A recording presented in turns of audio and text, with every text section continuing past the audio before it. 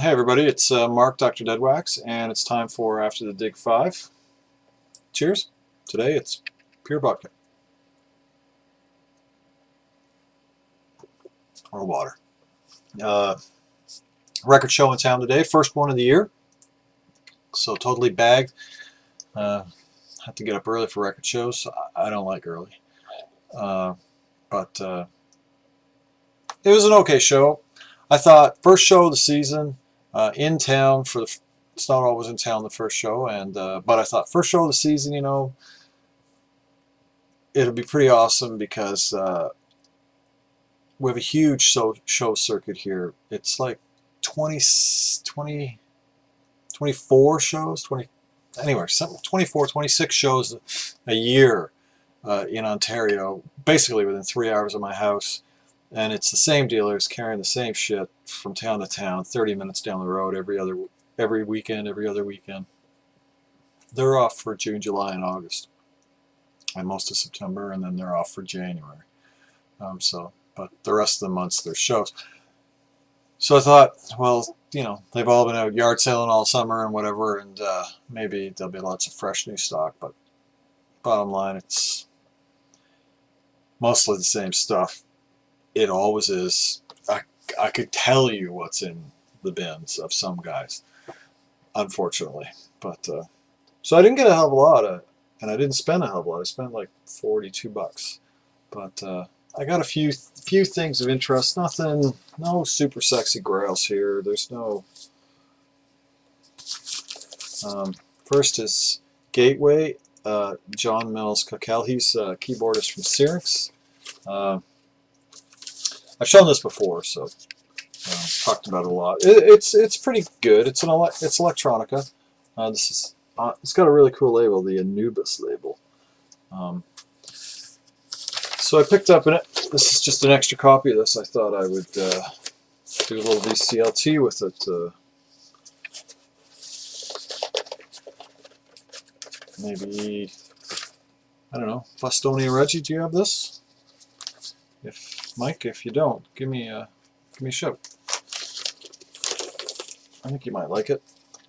I know you like the electronic. Next is Audience Lunch. This was $5. It's on the Canadian Electra label, just a standard butterfly.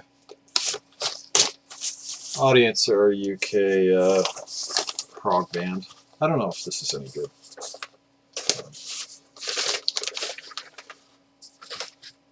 I have no idea.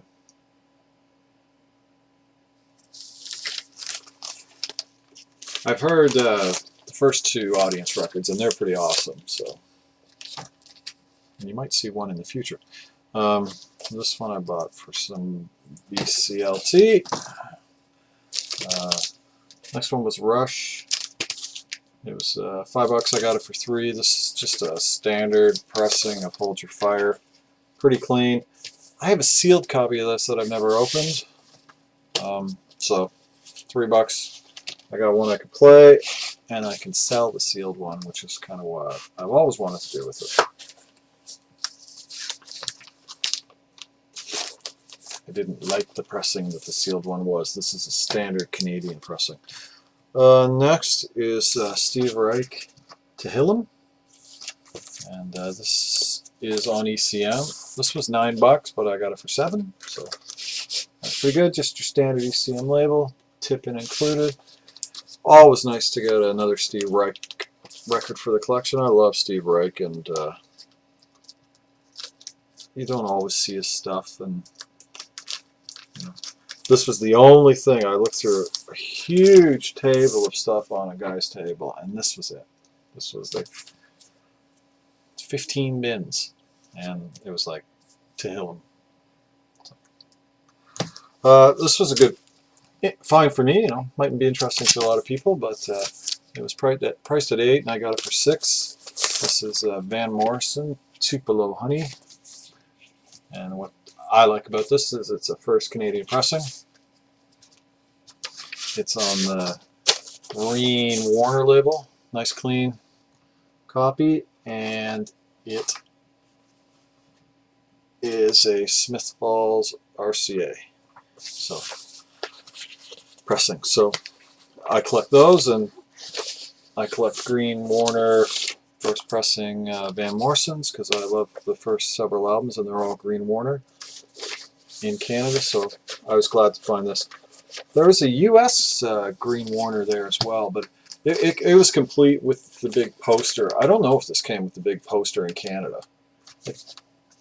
I have no idea, but I wasn't about to pay the $30 for the big poster in for the U.S. pressing, because I checked the DeadWax of it, and it wasn't overly sexy.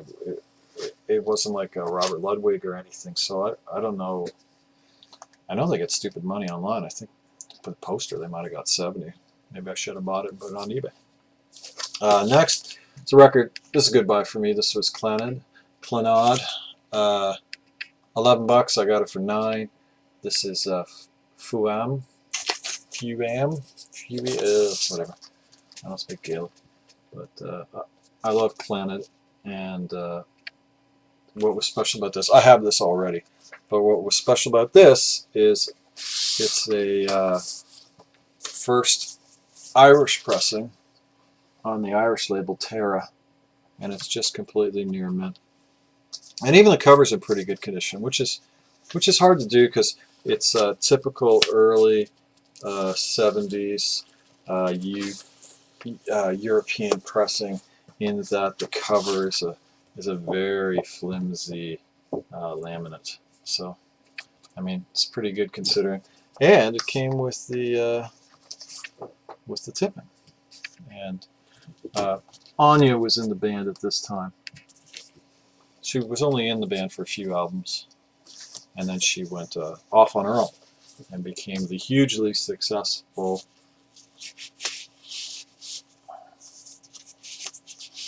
musician that she is. So $9 for that. I would have paid the full 11. And finally, the last record of the day is Vangelis Papathanasiou. Can you hear the dogs barking? This was 10. I got it for 7. And this is nice. This is a German pressing on Bellafon, just completely near mint. So that was great. I mean, the cover's not near mint. It's got a little split, but just a bit of glue. Like it's got glue failure, not a split. So I could fix that with a little bit of glue stick. And look, Mom, I just made it worse. But yeah, so I think that's probably the buy of the day. Not a like a steal. This is probably a $20 record I got for 7. And the Clannad, the Van Mo, and the Tehillim. These are the 4 that kind of made the day worthwhile. And then the rest of them is just rackets. So that was a day's digging. I think $42. So I picked up some stuff at the show that I bought off dealers over the course of the summer. I get emails from them now with their kind of interesting stuff that they think is too expensive to bring to a show and nobody will buy, yet I usually buy it, so I don't quite see the logic in that, but I got a few things there, so I'll make another video and I'll show those at some point during the week. Have a great day, everybody. Keep the records.